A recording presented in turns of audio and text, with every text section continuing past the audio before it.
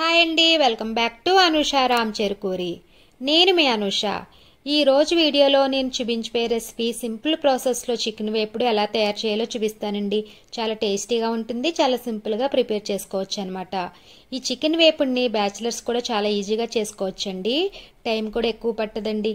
మరి లేట్ చేయకుండా ఎలా తయారు చేయాలో చూసేద్దాం రండి. స్టార్ట్ చేసే ముందు అనుష రామ్ చెరుకూరి ఛానల్ని సబ్స్క్రైబ్ చేసుకోవడం మర్చిపోకండి. అలాగే పక్కనే ఉన్న బెల్ ఐకాన్ని యాక్టివేట్ చేసుకోండి మరిన్ని ఎమ్మీ రెసిపీస్ కోసం. లేట్ చేయకుండా ప్రాసెస్ చూసేద్దాం రండి. ముందుగా స్టవ్ ఆన్ చేసి ప్యాన్ పెట్టుకుని 3 టేబుల్ స్పూన్ల వరకు ఆయిల్ వేసుకోవాలండి.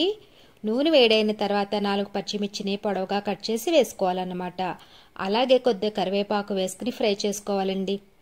పచ్చిమిర్చి ఫ్రై అయిన తర్వాత నీట్గా వాష్ చేసుకున్న చికెన్ని వేసుకోవాలండి.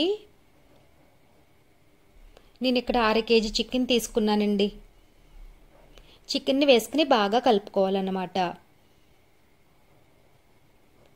ఇలా కలుపుకున్న తర్వాత ఇప్పుడు ఇందులో 2 టేబుల్ స్పూన్ల అల్లం వెల్లుల్లి పేస్ట్ వేసుకోవాలండి.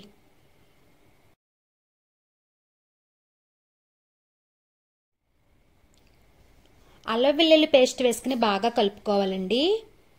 ఇలా కలుపుకున్న తర్వాత 1/2 టీ స్పూన్ పసుపు వేసుకుని కలుపుకోవాలన్నమాట. ఇప్పుడు మీడియం ఫ్లేమ్ పెట్టుకుని 10 నిమిషాలు ఫ్రై చేసుకోవాలండి.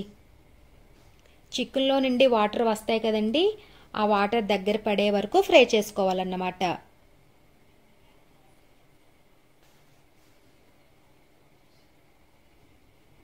చూసారు కదండి, ఆయిల్ కూడా సపరేట్ అయ్యింది. ఈ విధంగా ఫ్రై అయిన తర్వాత ఇప్పుడు ఇందులో 1.5 టీ స్పూన్ సాల్ట్ వేసుకోవాలండి. ఇక్కడ సాల్ట్ చూసి వేసుకోండి.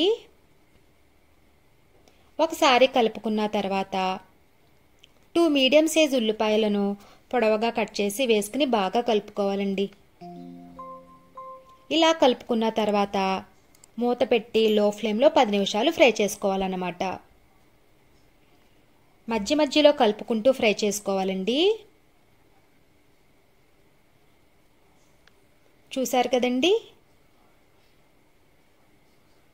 ఈ విధంగా మధ్య మధ్యలో కలుపుకుంటూ ఫ్రై చేసుకోవాలన్నమాట. చూసారు కదండి, చికెన్ చక్కగా ఫ్రై అయింది. ఇప్పుడు ఒకసారి కలుపుకొని 1.5 టీ స్పూన్ కారం వేసుకోవాలన్నమాట.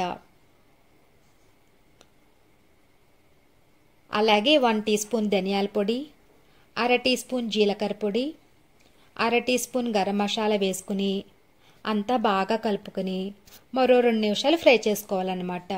లో ఫ్లేమ్లోనే ఫ్రై చేసుకోవాలండి.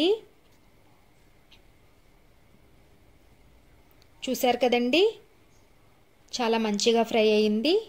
ఒకసారి కలుపుకుని ఫైనల్గా కొత్తిమీర వేసుకుని బాగా కలుపుకుని సర్వ్ చేసుకుంటానండి. చూసారు కదండి, చాలా సింపుల్గా చికెన్ ఫ్రై రెడీ అయింది. టేస్ట్ కూడా అద్దరిపోతుందండి. ఈ రెసిపీని మీరు కూడా ట్రై చేయండి. ఈ వీడియో కనుక మీకు నచ్చినట్లయితే లైక్ చేయండి. అలాగే మీ ఫ్రెండ్స్కి, రిలేటివ్స్కి షేర్ చేయండి. అలాగే కామెంట్ చేయండి. మరిన్ని వీడియోస్ కోసం మా ఛానల్ని సబ్స్క్రైబ్ చేయండి. Thank you for watching.